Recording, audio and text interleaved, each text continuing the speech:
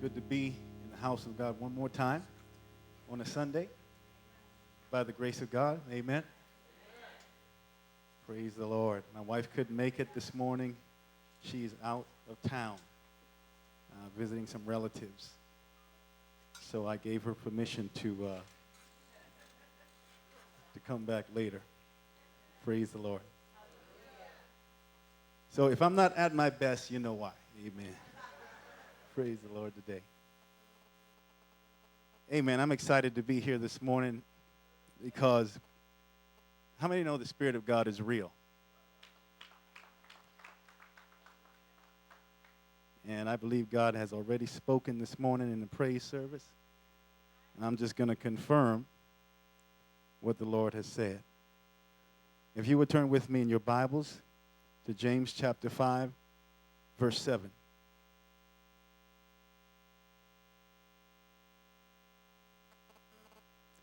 When you have it, say amen.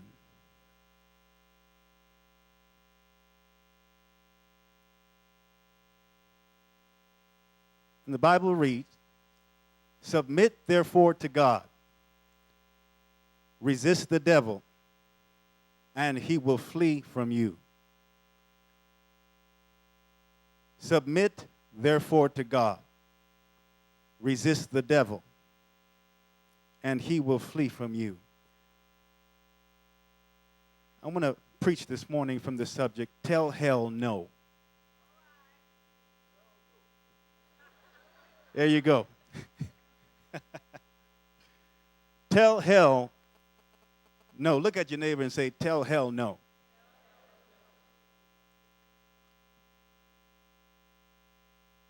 I want to pray. Father, thank you, God, for your word this morning. We pray, Father, that you would speak, God, a word in season to your people. We pray, God, that you would word my mouth today, that I would say what thus saith the Lord. Let no flesh glory in your presence this morning, God. But we pray, God, that you would be glorified.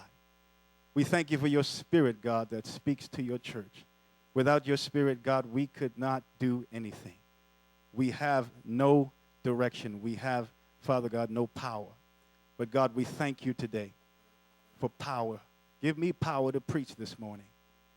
Reduce, God, my flesh and let your Spirit rise up, that the people might be edified, might be blessed, that they might hear what thus saith the Lord. Now, every now and then I like to get out of the house and go for a walk through the neighborhood.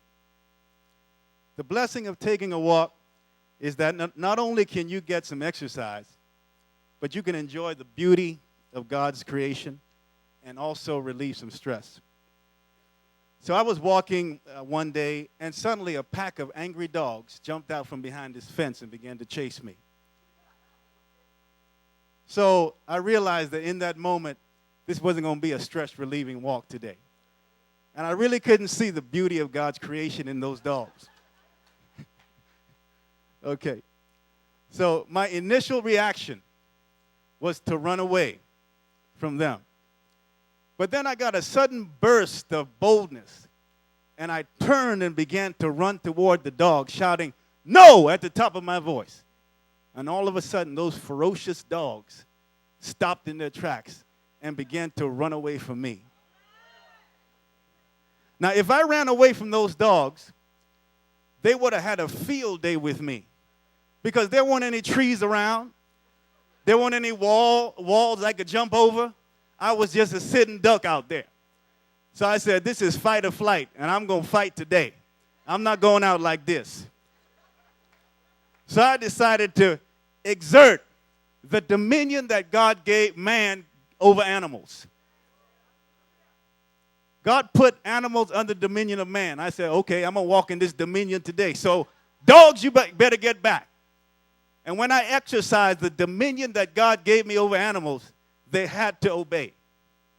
My brothers and sisters, we have an enemy that wants to rob us of the blessings of our walk with God. The Bible says that Jesus came to give us life, and that more abundantly. But the thief, the enemy, comes to steal, to kill, and to destroy. He comes to steal what God has given to us in Christ. In Christ, we have purpose. In Christ, we have the provision of God. In Christ, we have the protection of God. In Christ, we have the peace of God. In Christ, we have the prosperity of God. In Christ, we have the presence of God. When we experience these things, we experience the abundant life that Jesus came to give us. And these are the things that the enemy comes to steal from us. I want you to know that the devil is relentless in his attack against us. He's ruthless and he's ready to destroy us. So how do we react when the enemy comes to steal the blessing, to rob us of God's best for our lives? What is our response when the enemy comes from behind the fence to try to chase us out of the blessing of God? Do we let the enemy have a field day in our lives? Or do we take dominion and tell hell no? The Bible does not give us permission to let the devil have a field day in our lives, but clearly tells us we must resist the devil. Somebody say resist the devil. And he will flee from us.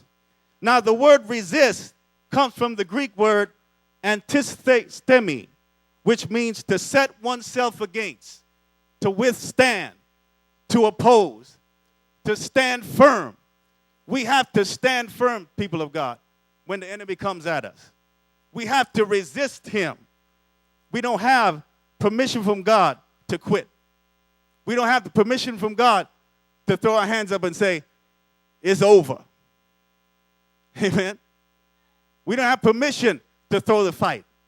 I was watching a movie the other day, a boxing movie. I don't know if you guys ever saw Raging Bull with Robert De Niro. Well, there was one scene in that movie where he was told that in order for him to win the title fight, he had to throw a fight. You know what throw a fight means, right? It means he had to basically let himself lose, let himself get beat. And that's the only way he was going to win, become the heavyweight champion of the world. But I want you to know that if we're going to get the prize that God has for us, if we're going to walk in the best that God has for us, if we're going to claim and experience everything that God wants us to experience in this life, we don't have permission to throw any fights. We have to fight the good fight. Amen. We have to stand firm. We have to resist the devil. We can't quit and say, it's over now. And I know sometimes we feel like quitting. Let's be real. Do I have any real people up in here? I mean, you're going through a battle. It's tough. The hellhounds are on your trail, and they're threatening to devour you. Amen. And it's so intense, the battle, sometimes we feel like just saying, man, I can't do this anymore. I can't. You know what? These dogs are just too fast. They're too strong, and I don't think I'm going to make it out of this. But God says, fight the good fight. God says, resist the devil. God has given us dominion and power over the enemy. Jesus said, behold, I give you power over serpents and scorpions and over all the power of the enemy. And nothing shall by any means harm you. See, we need to know that we have dominion in Christ. Too many of us have been letting the enemy run the show. Business as usual, you know. You up one day, on Sunday you praising the Lord, worshiping God. Then Monday, enemy comes in like a flood, and you let him take you away. Amen. You let him just sweep you away. And all that anointing you had on Sunday morning, out the door. Gone. Amen. Where's the blessing now? Where's the power now? Because the enemy came in and you just raised up your hands. Without understanding that you did not have to let the enemy run the show. God has given us authority. And he's given us dominion to tell the powers of hell that wants to take the blessing, that wants to take my power, that wants to take my anointing, that wants to take my prosperity, that wants to take my peace, that wants to take the provision of God out of my life. God has given us authority to tell the powers of hell, no. Just stand up and say, no, not today. I may have let it happen yesterday, but not today. Today's a new day. Come on, somebody. And I'm going to walk in power. I'm going to walk in the blessing. I'm not going back to that old mess of a lifestyle that I was living when the enemy was just chasing me all over the place, chasing me out of my purpose. I'm going to stand today, and I'm going to stand in the purpose of God. I'm going to stand today in the power of God. I'm not going back to that stuff. I'm standing today, right now. I'm resisting the devil today, right now. Somebody say, resist the devil. Some of y'all need to resist Satan right now. He's chasing you. He's putting the pressure on. The intensity of the fight, of the battle is on you. And you feel like you're crumbling under the pressure. But God said, stand up and say no. Not going to happen today. Hallelujah. I refuse to be conformed by Satan. I refuse to allow him to dictate my life, the quality of my life. Amen. How many know the quality of your life could be better if you just decide to say no to some stuff? Amen. You wonder why your life is kind of, on this level when you know it can be on that level. Well, God wants your life to be on this level. But the reason it's on this level right now and you're walking right here and when you could be walking there is because you're not saying no to some things. Let's be real. And the enemy is just sitting there in your living room laughing. Saying, look at you. Sitting there in your bedroom laughing. Look at you. Oh, busted, disgusted, broke, defeated, and you call yourself a child of God? Look at your marriage all jacked up. You can't even walk in unity with your spouse. Always fighting and always arguing. Look at you. Got that addiction going on.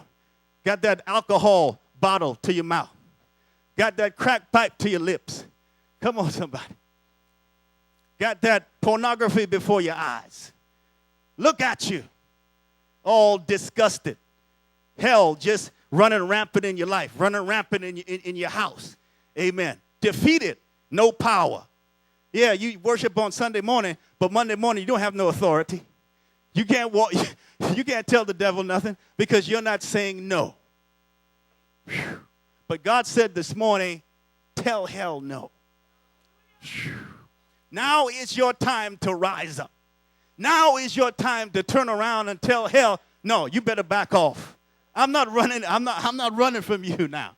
Amen. Now you need to rise up and say, devil, get away from me. I refuse. I refuse to live beneath my privilege as a child of God. I refuse to not walk in the best that God has for me. Whew. How many want the best God has for you? See, y'all don't sound excited about that. How many want the best God has for you? You want to walk in purpose? You want to walk in the power of God? You want to walk in the protection of God, the provision of God? See, God wants the best for you. He wants us to experience his best, but he can't release it to us because we're allowing the enemy to have his way. We're saying yes to hell instead of no. God can't bless us when we're saying yes to hell, when we're living a hellish lifestyle as children of God. God is only going to bless those that are walking in his best, that are submitting to him, that are saying no to the enemy. That's the people that God is going to bless. Well, you might say, well, I don't have the ability to say no. I don't know how to say no, God. Well, let me take you to Ephesians chapter 6. Let's go to Ephesians chapter 6 real quick.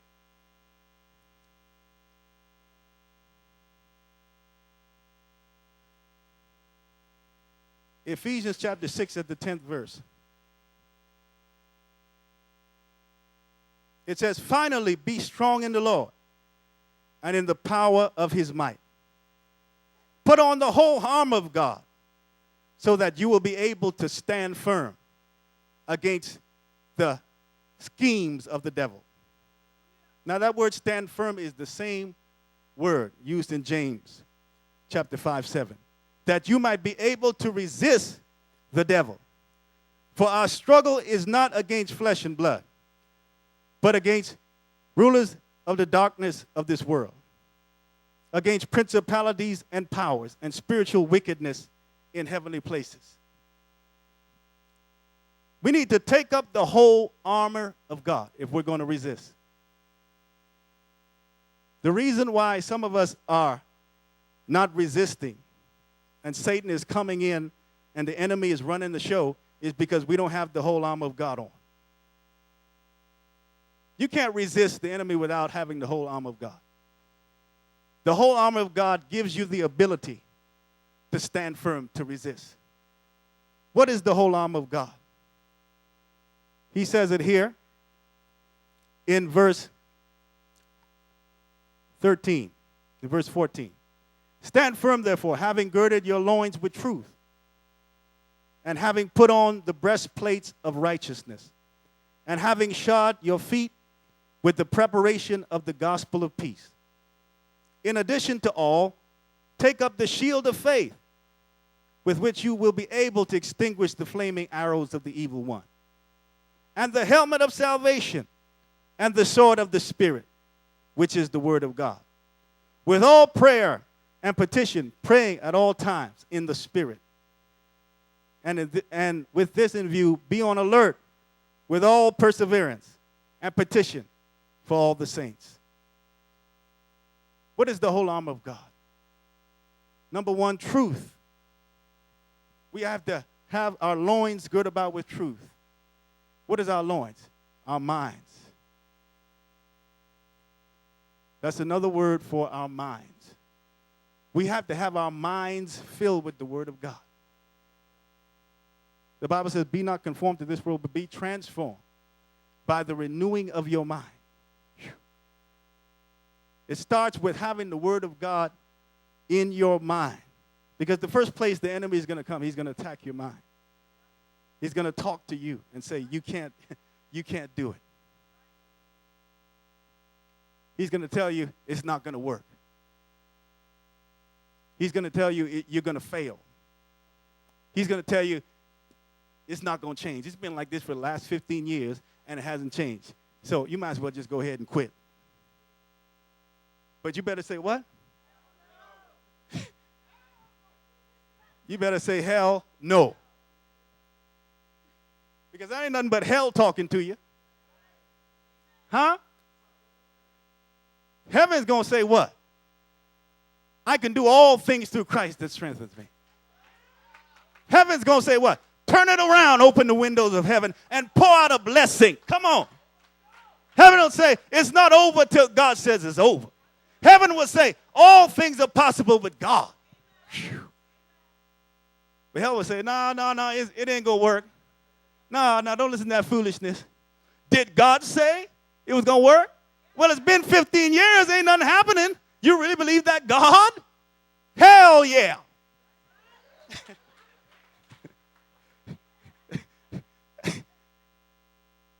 Amen. Hell will talk to your mind. You got to have the word of God in there. And let the word of God speak to you. No weapon formed against me shall prosper. I can do all things through Christ that strengthens me. All things are possible with God. God is able to do exceedingly and abundantly above that which I ask or think, according to the power that works on the inside of me. Walk by faith and not by sight. Come on, somebody. Look not at the things which are seen, but at the things which are not seen. For the things which are seen are temporary, but the things which are not seen, they're eternal. I'm not looking at the situation. I'm looking at what God said. I don't care what it looks like right now. If God said it, then it's settled. Come on, somebody. Like the woman of God said this morning, God doesn't live inside of time. So when God promises you something, it's as good as done. It's done. My word shall not return to me void, but it shall accomplish that which I please, and it shall prosper in the thing whereto I sent it. When God speaks a word, it's as good as done. So when the enemy said it's not going to happen, you need to say, hell no. Come on, somebody. I believe the word of the Lord. The Bible says we need to stand firm in faith. Faith is part of the armor of God as well. Put on the breastplate of righteousness. Put on the breastplate of righteousness. We cannot resist the enemy. We cannot tell hell no if we don't have on the breastplate of righteousness. What's the breastplate of righteousness? It's integrity. What's a breastplate? It's something that they wore in biblical days, soldiers, that covered their front and covered their back. See, when you have righteousness in the front and in the back, that's when you're walking in integrity. See, because I can see your righteousness in the front, right? But I can't see what's in the back. If the back has a bunch of wickedness, deceit, lies, and all kind of mess, then you don't have on the breastplate of righteousness. Then you are not fully protected. Then the enemy has an opening into your life. But when you walk in integrity, when you have the front and the back covered, then he has no opening. He has no means to get in because you're walking in integrity. We have to walk in integrity if we're going to be able to stand in the evil day. If we will not fall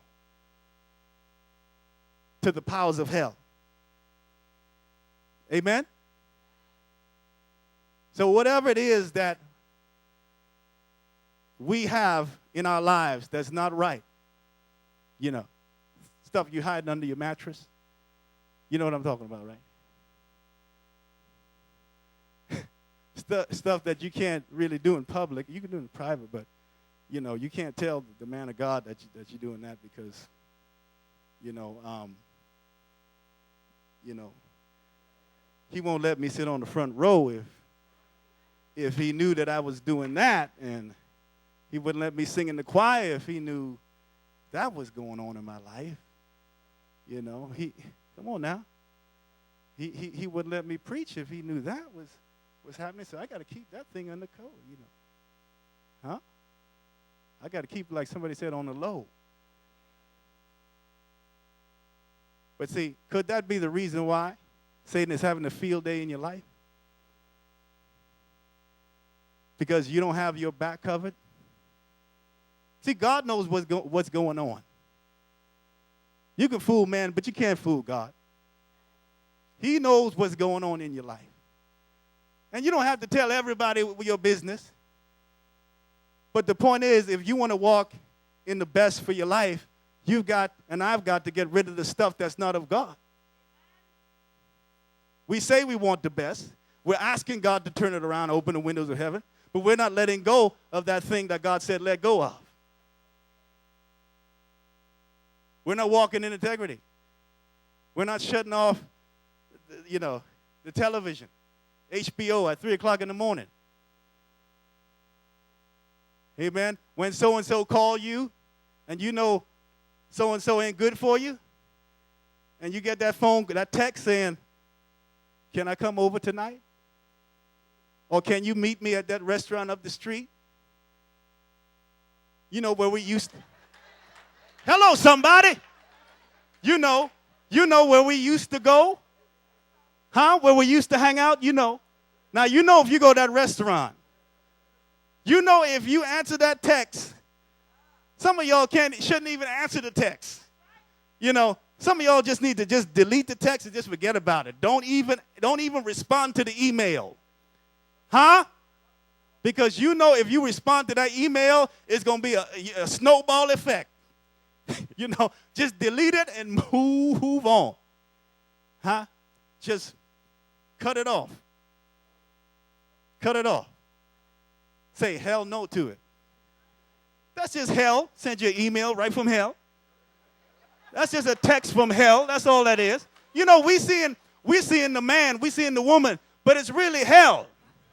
Hello, It's really hell talking to you. Hell sending you an email because you're getting closer, because God's getting ready to turn it around. So hell says, you know what? I can't let Sister So-and-so walk in the blessing. I got to send her a text from Brother Blue Shoes. You know her and Brother Blue Shoes used to get it on, right? So I'm going to let Brother Blue Shoes, you got to send Sister So-and-so a text. She getting ready to walk in the blessing. Send her an email saying, come over tonight. Hello, somebody. Now, you got to know that's hell talking to Sister So-and-so. Huh? Y'all brothers, too, know what I'm talking about. Huh? Sister in the red dress. Come on, somebody.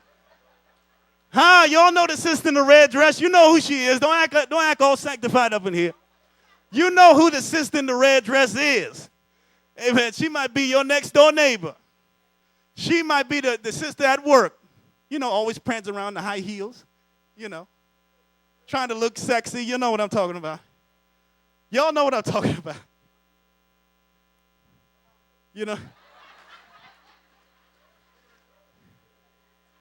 Thank you, sir. The brothers don't want to act like they know what I'm talking about. But see, I thank God for the man.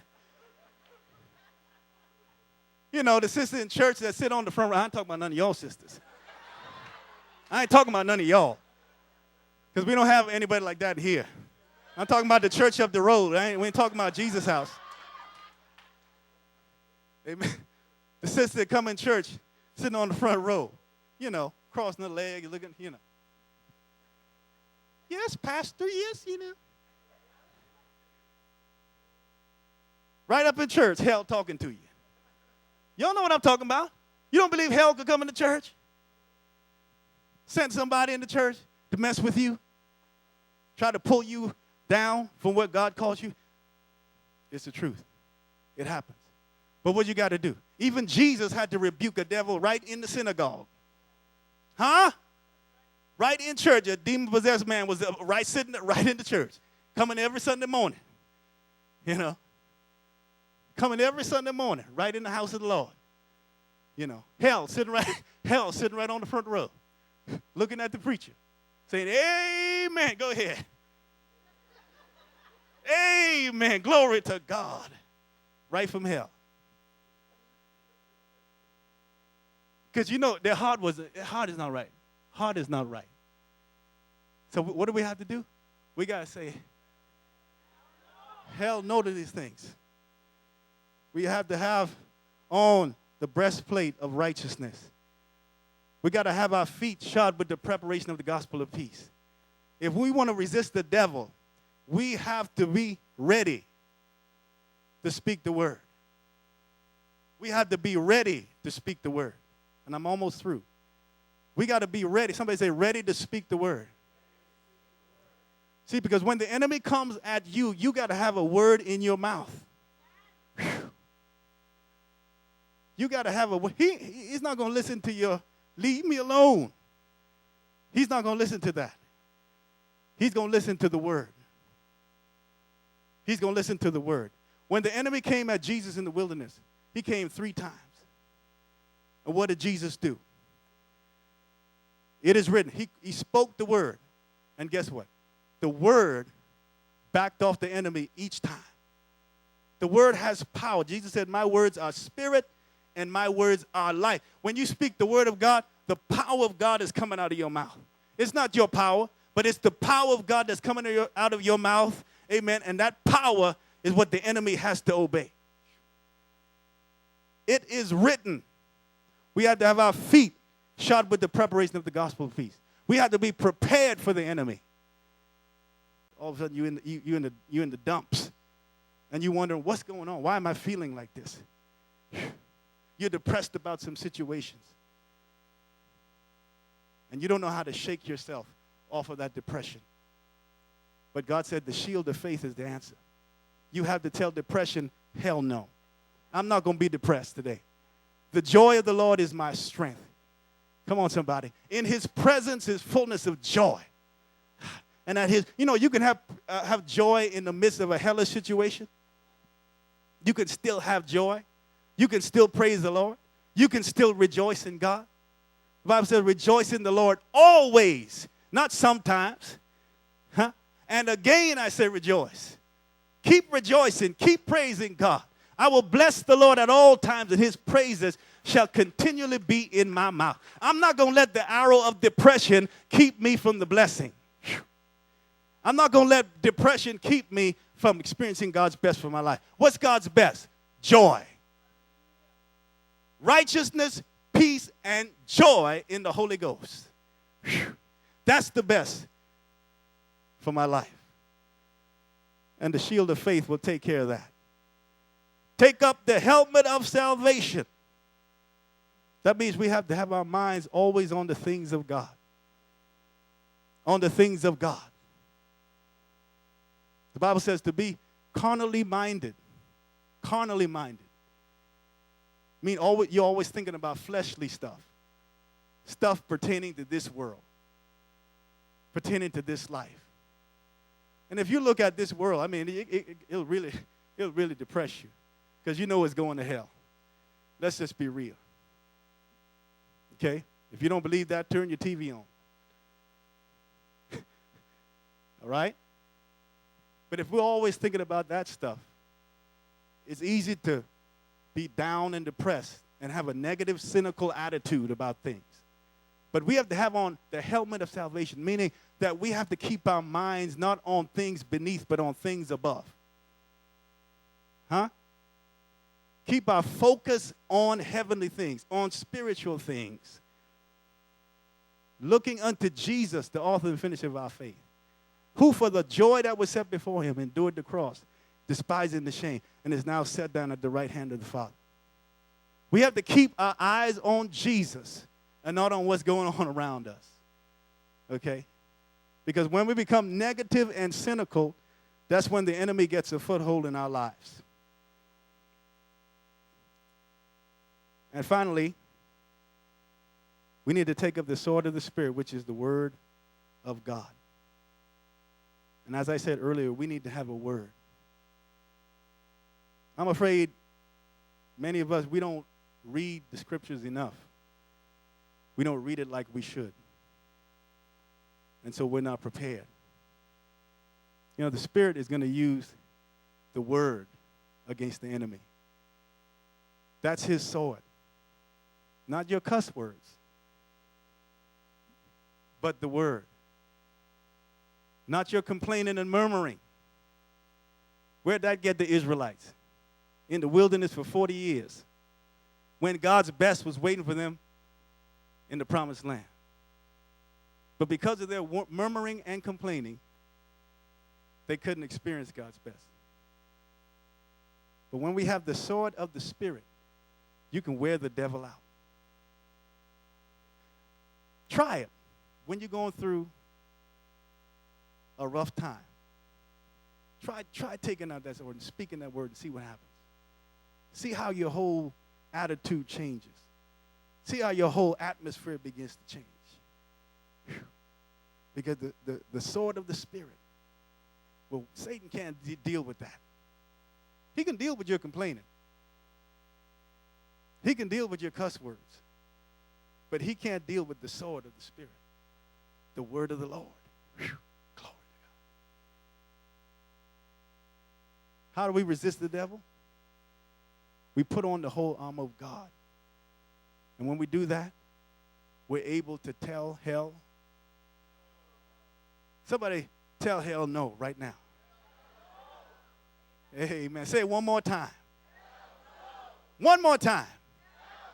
Whew. Hell heard that. Amen. Praise the Lord. Give the Lord a hand praise today.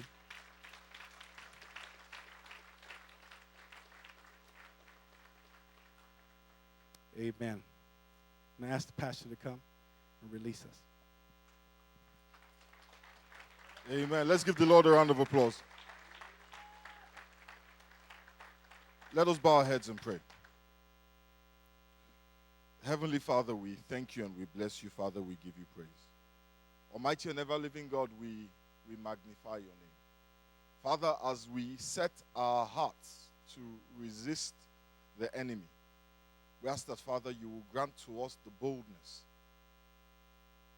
the boldness to see that which is your will for our lives, the boldness to hold on to that which you have spoken to us in the face of relentless opposition, in the face of unyielding attacks. Father, grant us the strength to say hell no. Almighty and ever-living God, we know that the thoughts that you have towards us are thoughts of good and not of evil, to give us a future and a hope and to bring us, Father, to an expected end. We know that the enemy only comes to steal, to kill, and to destroy. Help us, Father, to choose you, to choose your will, and to resist the enemy. We thank you, Father. We bless you and we give you praise. In the mighty name of Jesus we pray.